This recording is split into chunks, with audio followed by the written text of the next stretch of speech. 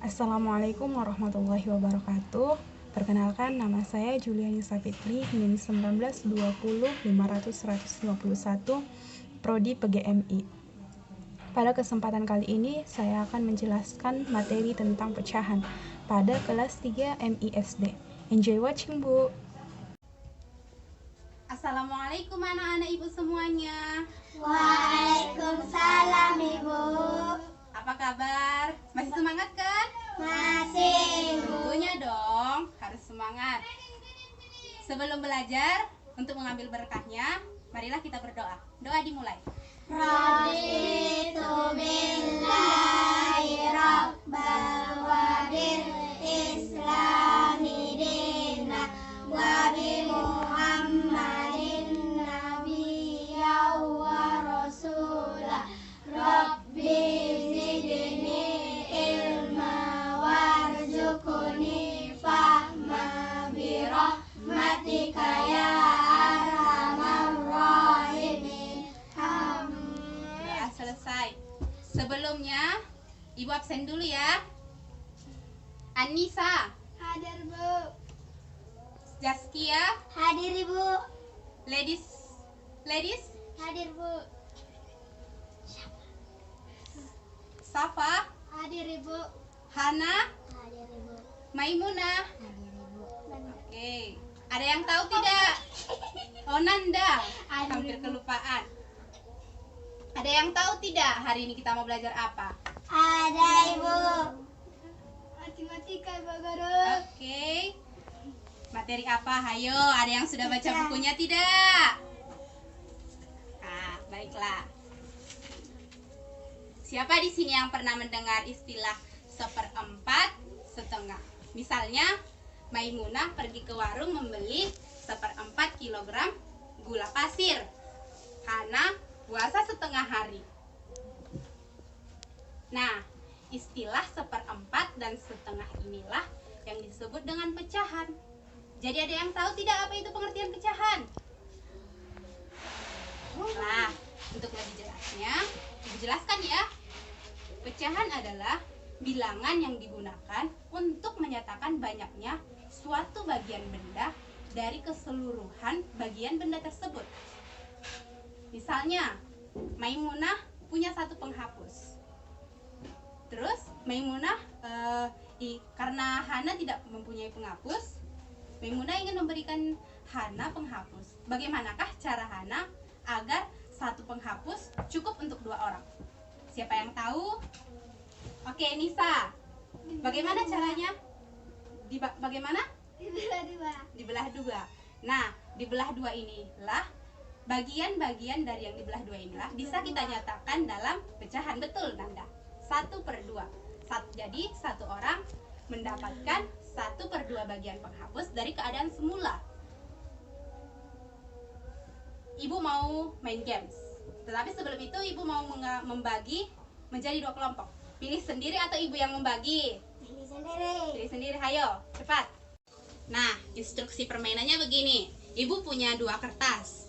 Masing-masing kelompok dapat 2 kertas. Ini untuk kelompok 1, ini untuk kelompok 2. Nah, cara mainnya adalah ibu mengatakan bilangan pecahannya, kemudian anak-anak ibu semuanya mengarsir atau mewarnai seperti apa sih pecahan itu bagian-bagiannya. Nah, ibu kasih pensil warna. Terserah mau pilih yang mana. Untuk setiap grup boleh ambil 2. Ini. Oke. Misalnya di sini ibu mengatakan bilangan 1/4. Berarti dari keempat bagian ini yang harus diwarnai atau diarsir adalah satu bagian, yaitu di sini. Jadi itu menyatakan bahwa bagian dari ini merupakan 1/4. Nah, sudah mengerti bukan? Oke, sekarang siapa paling cepat? Tunjuk tangan ya. Baru tunjukkan sama ibu. Bilangan 2/4. 2/4. Kertas yang memiliki 4 bagian yang diarsir bagiannya, yang diarsir kertasnya, ya.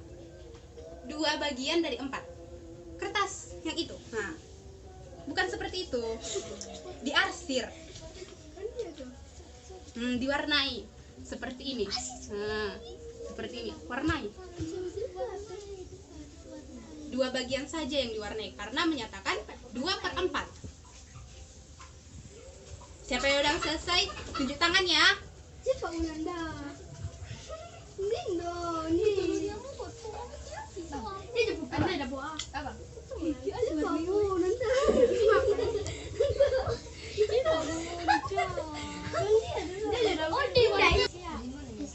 Udah siap. Siapa yang sudah siap? Ayo. Wah, 2 kelompok sama-sama menyerahkan tugasnya. Ya, benar. Bagian inilah yang diwarnai inilah yang merupakan 2/4. 2 bagian yang diwarnai menyatakan pembilang, sedangkan 2 lagi yang ini menyatakan keseluruhan. 4 adalah menyatakan keseluruhannya. Begitu juga dengan yang ini. 2 yang diwarnai inilah yang disebut dengan pembilang. Keseluruhan kotak ada 4 kotak. Itulah yang disebut dengan penyebutnya. Jadi dapat ibu simpulkan bahwa boleh pinjam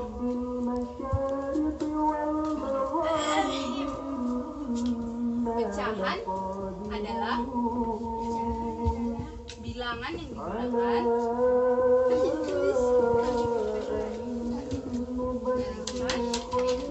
untuk menyatakan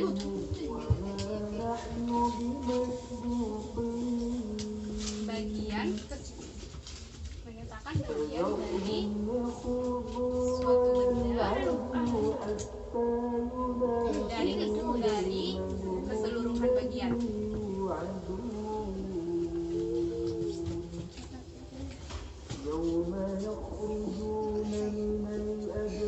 Dapat dinyatakan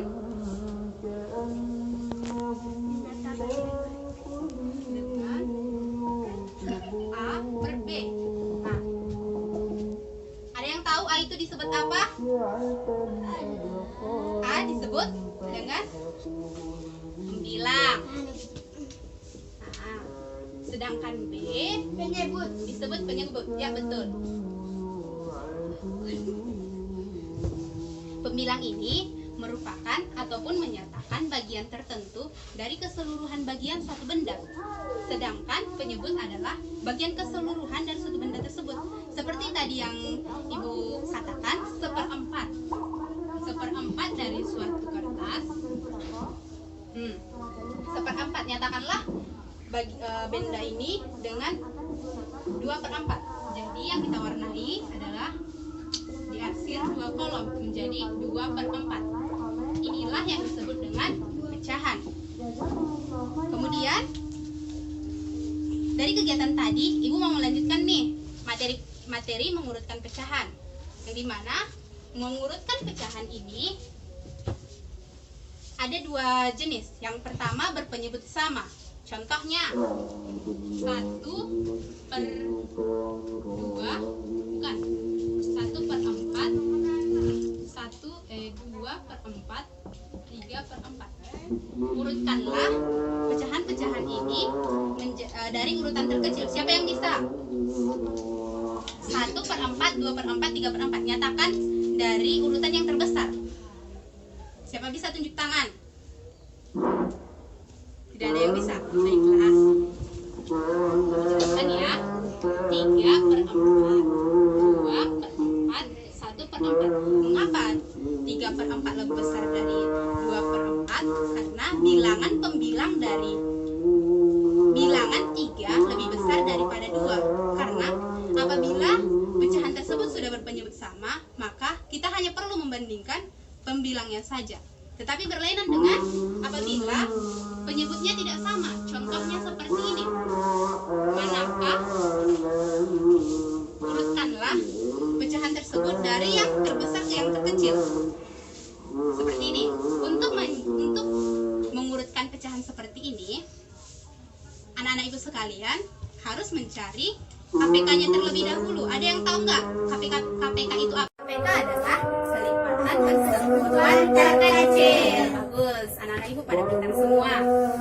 Nah, KPK dari 4 dan 2 adalah 4.